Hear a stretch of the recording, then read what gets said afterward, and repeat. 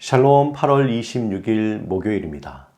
오늘도 하나님께서 허락하신 이 새로운 날에 하나님의 도우심과 하나님의 풍성한 은혜가 여러분의 삶 가운데 함께 하시기를 주님의 이름으로 축원합니다. 오늘 함께 나눌 말씀은 요한복음 6장 10절에서 13절 말씀입니다. 이 말씀을 읽고 또 함께 묵상하며 하나님이 우리에게 들려주시는 음성을 듣겠습니다. 예수께서 이르시되 이 사람들로 앉게 하라 하시니 그곳에 잔디가 많은지라 사람들이 앉으니 수가 5,000명쯤 되더라. 예수께서 떡을 가져 축사하신 후에 앉아있는 자들에게 나누어 주시고 물고기도 그렇게 그들의 원대로 주시니라. 그들이 배부른 후에 예수께서 제자들에게 이르시되 남은 조각을 거두고 버리는 것이 없게 하라 하시므로 이에 거두니 보리떡 5개로 먹고 남은 조각이 12바구니에 찼더라. 만약 여러분이 누군가에게 좋은 호텔에 그것도 저녁 만찬에 초대를 받았다면 어떤 생각이 듭니까? 아마 우리는 내가 정말 VIP로 소중한 사람으로 여겨지는구나. 뿐만 아니라 조식도 아니고 점심도 아닌 저녁 화려한 만찬에 초대받았다는 것은 여러 가지 의미가 있습니다. 이런 근사한 곳에 초대받는 것도 좋지만 가장 좋은 한 끼의 식사는 아마 마음 편한 사람과 마음껏 즐겁게 먹을 수 있는 식사가 아닐까 생각합니다. 오늘 본문에서 예수님은 우리를 새로운 밥상으로 초대하고 있습니다. 식사의 그 초대 시간은 유월절 기간 중이고 그 장소는 갈릴리 호수 근처 언덕입니다. 식사 메뉴는 보리떡과 물고기 도시락입니다. 오늘 본문의 오병이어의 이 기적은 마태, 마가, 누가, 요한 사복음서에 모두 나오는 말씀입니다. 한 소년의 점심 도시락인 물고기 2마리와 보리떡 5개로 5,000명, 즉 2만 명이 먹고도 12광주리가 남는 사건입니다. 장정만 5,000명이니까 그 식구를 따지면 한 2만 명이 되는 거죠. 일반적인 상식으로는 도저히 이해할 수 없는 그런 일이 일어난 겁니다. 그렇다면 요한은 이 사건을 통해서 우리에게 과연 어떤 메시지를 전하고 싶었을까요? 예수님이 그 큰 무리를 초대하여 주신 식사 메뉴는 보리떡과 물고기였습니다. 요한복음은 다른 복음서와 달리 보리떡이라고 그렇게 표현하고 있습니다. 이 당시 보리떡이라는 것은 매우 가난한 사람들이 먹는 음식이었습니다. 그래서 심지어 이 보리떡을 나귀에게도 먹였다고 합니다. 더 흥미로운 것은 예수님이 준비하신 물고기입니다. 마태, 마가, 누가 복음에는 이 물고기라는 이 말의 원문은 익투스라고 되어 있는데 요한복음에서는 옵사리온이라고 표현하고 있습니다. 당시 물고기 익투스라고 하면 일반적인 고기를 의미합니다.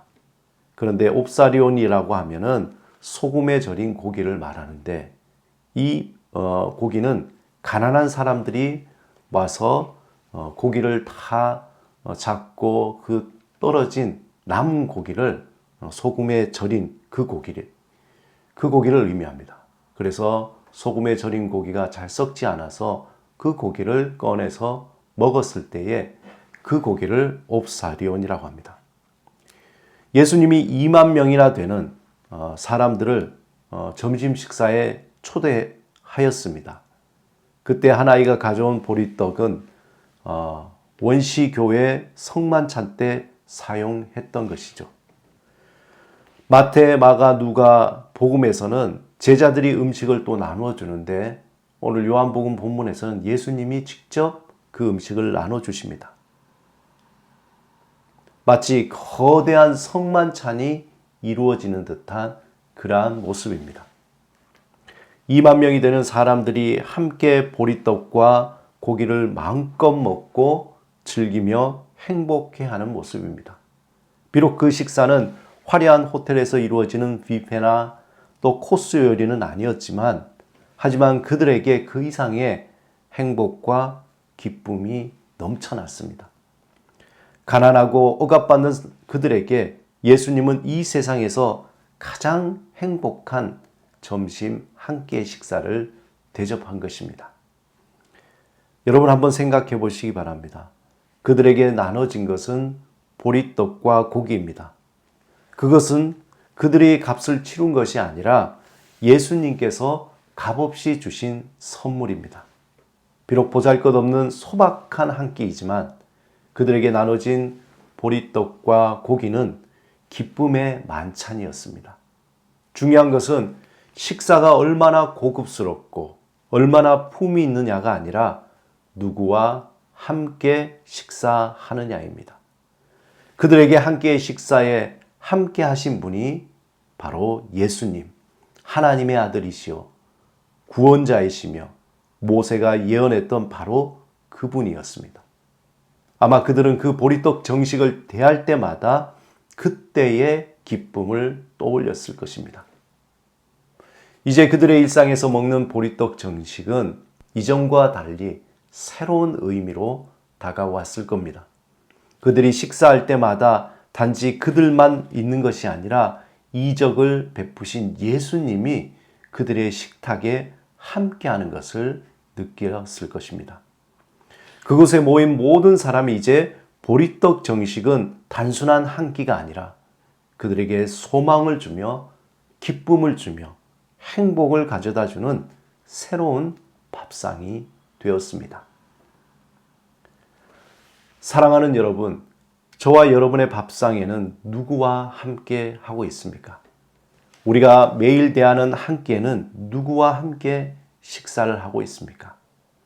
그 한 끼가 비록 소박하고 보잘것없어도 예수님과 함께 할 때에 그것은 곧 성만찬이 됩니다.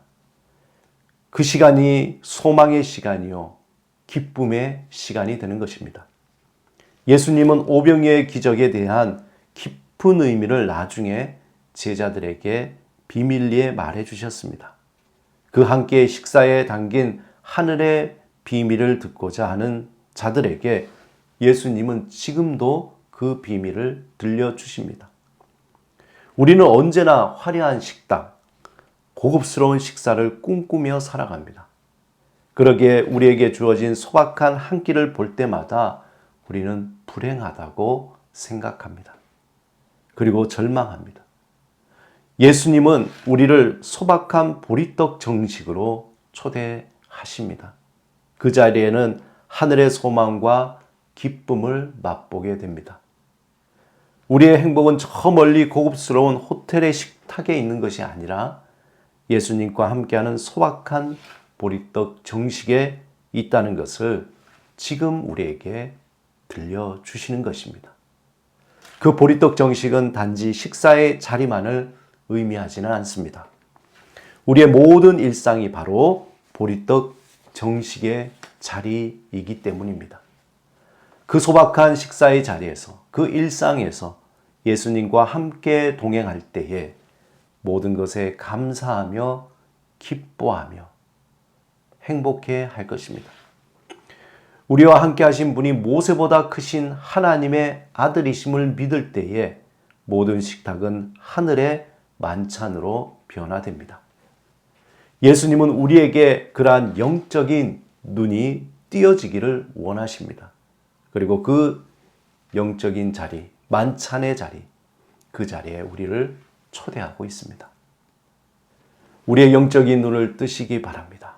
그리고 우리와 함께 식사하시는, 우리 일상 가운데 함께 하시는 예수 그리스도를 오늘도 발견하시며 기뻐하며 감사하며 행복을 누리는 여러분이 되시기를 주님의 이름으로 축원합니다.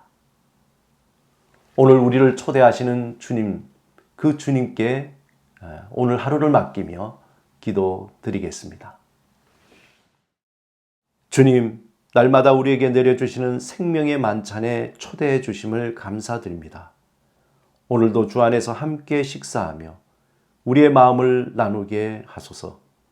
우리에게 주신 일상의 작은 것들에 감사하며 그 속에 숨겨진 하늘의 비밀을 보게 하소서. 우리의 영적인 눈을 열어 주의 신비와 은혜를 보게 하소서. 예수 그리스도 이름으로 기도드립니다. 아멘.